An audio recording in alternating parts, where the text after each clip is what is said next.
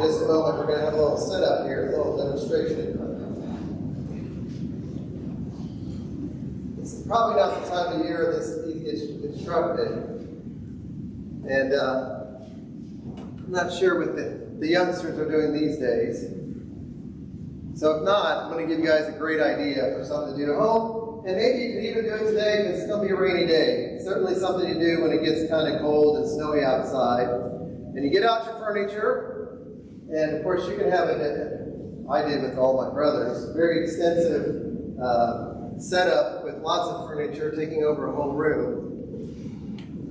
Does anybody know what I'm doing here? What do we call these? A fort. Who said tent? Last night somebody said, boy, it'd be nice, Father, if you had clothespins. And then, of course, I'm prepared for that. Are you guys doing these days? Do you ever make a fort at home? Okay, good. I'm not that old. All right. So setting up our fort here. And it's great because you can spend a lot of time underneath making little side rooms, right? Nice and cozy, hiding underneath. Parents love it because they don't have to look at the kids. How do you like my fort? Pretty good? I'm sure you can do much better at home. Today so this is a nice cozy little place. It's kind of safe, It's a fort. And it's inside your house, which is also a nice safe space. And so when we hear today in the gospel, we want to pay attention to location because they give us an indication. And we see that there's Jesus is teaching, and then they come to Capernaum. Now, Capernaum is important because we think of Nazareth as the home base. That's where Jesus was born and raised. But then the real base of Jesus in his ministry, particularly with his disciples, where he first recruited them, was Capernaum.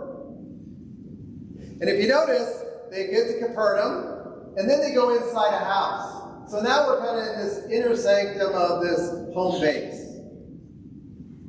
Kind of like actually what we're doing right now in the Eucharist. We come together in this house, this place of worship, this secure place, and then we're kind of getting inside the very person of Jesus. And so Jesus is inviting us, who are following him along the way, to consider what it means to be his disciple. So this is not just sort of general teaching, but for those of us who've been baptized, following the Lord. And he says, I noticed you guys were talking about who's the greatest. And we see in James' letter, in the second reading, like a similar thing. Beware of jealousy and selfish ambition. And what does he say that leads to? Disorder. And we know that. We know that when we get focused on other people, and especially what they might think of us, and by the way, that's a very superficial thing. And this is happening a lot. We look outside of ourselves, and now a lot of times we only see people in photos and videos. We have no idea what's going on inside the inner sanctum, their safe place of their heart. And that can just feed jealousy and ambition, because being the greatest means we're better than the great, the not so great, and however we want to layer things. And it leads to an inner disorder because it's never satisfied. And we certainly know we live in an era of a lot of disorder because of that jealousy and ambition. So what is Jesus inviting his disciples to? What is he inviting us to? Is he inviting us to receive him like a child? Now, children in the day of Jesus we're not kind of like what we approach children today. I'm not saying they didn't love their children. But children were sort of like pre-adults, but they weren't adults yet. And so they were really on the equivalent of a slave, not held in very high regard. You can understand in some ways there was a little bit of status as you aged. And if you had children, especially male children, after a while, they would take care of you. They would be the provider of income and security. And a lot of children were not making it to adulthood. They were dying when they were being born. There was lots of childhood diseases. So you didn't ever know if this child was going to make it to adulthood. And what Jesus is saying to us is to be more like a child and receiving him as a child. And speaking of children, I understand somebody's birthdays today. Is that true? Why don't you come up? We're gonna talk about kids. We need a kid here.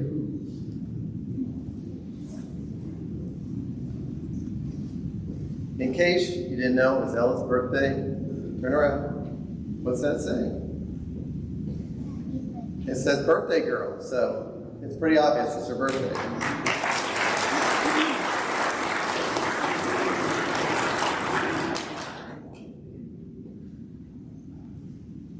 I know how old are you now?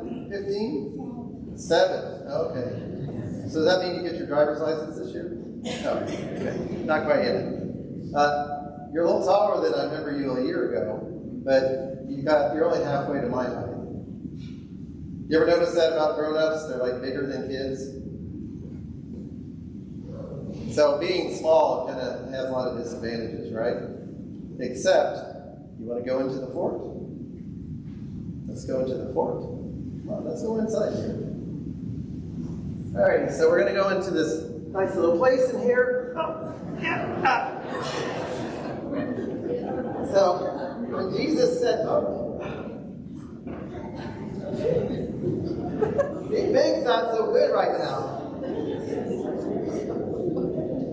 There's another thing about us older people, we're not as flexible. So, alrighty, so let's ignore that for a while, okay? So now that you're a kid in the fort, it's kind of nice in here, isn't it?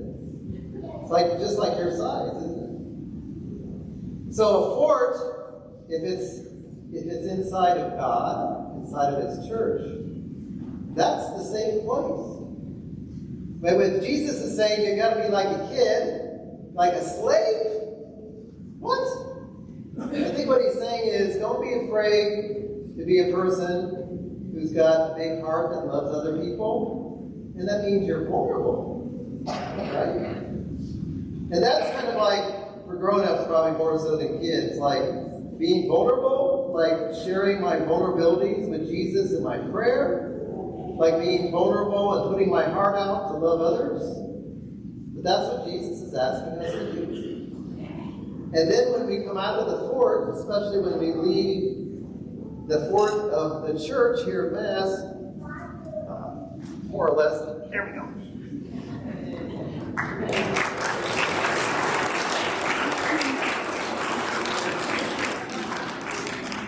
We're going to be so filled with what we heard in the scriptures, His peace and His love, that we're ready to share it with others. So you never thought about being a kid as actually having an advantage in some ways.